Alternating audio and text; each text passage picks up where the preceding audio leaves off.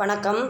நாம் இன்றைக்கு இந்த காணொளியில் என்ன பார்க்க போகிறோம் அப்படின்னா, வகுப்பு 11 தமிழ் 2ஆம் திருப்புதல் தேர்வு 2024 தென்காசி மாவட்டம் வினாத்தாளில் உள்ள 1 முதல் 21 வரை உள்ள கேள்விக்கான பதிலை நாம் ஏற்கனவே பார்த்து விட்டோம். இனி இந்த காணொளியில் 22வது கேள்வியிலிருந்து பதில்களை பார்க்கலாம் வாங்க. பிரிவு 3 எவையெனும் 7 வினாக்களுக்கு விடை தருக. 22 ஏதேனும் ஒன்றனுக்கு பகுபத உறுப்பிலக்கணம் தருக. அ மறுத்து. இதில் மறு கூட்டல் இத்து கூட்டல் ஊ. இந்த இத்து கூட்டல் ஊ எப்படி பிரியுது அப்படின்னு சொன்னால், இந்த தூவை தான் நம்ம எப்படி பிரிச்சிருக்கோம்னா இத்து கூட்டல் ஊ அப்படின்னு சொல்லி பிரிச்சிருக்கோம். அப்போ இதில் மறு பகுதி, இத்து சந்தி, இத்து இறந்தகால இடைநிலை, ஊ வினையெச்ச விகுதி. ஆ மலிந்த. இதில் மலி பகுதி, இதில் இந்து வந்திருக்கனால நம்ம இத்து போட்டு அடைப்பு குறிக்கில் இந்து போட்டிருக்கோம். அடுத்து இந்த தேவை எப்படி பிரிச்சிருக்கோம் அப்படின்னா இத்து கூட்டல் அ த. அப்போ மலி பகுதி, இத்து சந்தி, இந்தானது விகாரம், இத்து இறந்தகால இடைநிலை, அ பெயரச்ச விகுதி. 23 ஏதேனும் ஒன்றனுக்கு புணர்ச்சி விதி தருக. அ மணிக்குலம்.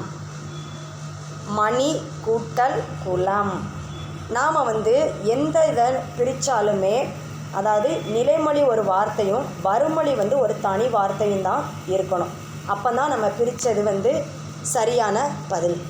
இயல்பினும் விதினும் நின்ற உயிர் முன் கச தப மிகும் மணிக்குலம் அப்படின்னு சொல்லி இக்கு அப்படிங்கிற ஒரு புதிய எழுத்து நிலைமொழிக்கும் வறுமொழிக்கும் இடையில் இதில் தோன்றுகிறது. ஆ கருங்கடல். கருமை கூட்டல் கடல். இதில் கரு கூட்டல் கடல் அப்படின்னு பிரிக்கும்போது அது ஏறுபோதல். கரு கூட்டல் கடல், இதில் இங்கு அப்படின்னு இனமிகள் அப்படின்னு ஏற்படுது. ஈறுபோதல் விதியின்படி மை விகுதி கெட்டு நிலைமொழியினுடைய இறுதி எழுத்து. இப்போ இதுதான் நிலைமொழி சொன்னோம், இதுதான் வறுமொழி சொன்னோம். அப்போ நிலைமொழியினுடைய இறுதி எழுத்து உயிரெழுத்தாய் இருந்து, உயிரெழுத்தாய்னா இந்த ரூவை நம்ம எப்படி பிரிக்கணும் அப்படின்னா இரு கூட்டல் ஊ தான் நமக்கு ரூ அப்படின்னு சொல்லி வரும்.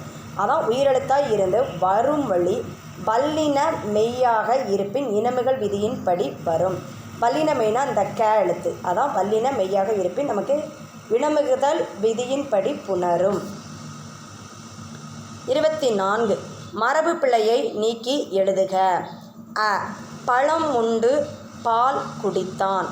அதில் உண்டு அப்படிங்கிறதுக்கு நம்ம பழம் தின்று, குடித்தான் அப்படிங்கிறது என்ன வரும்னா பருகினான். அப்போ பழம் தின்று பால் பருகினான். ஆ காகம் கத்த மயில் கூவியது.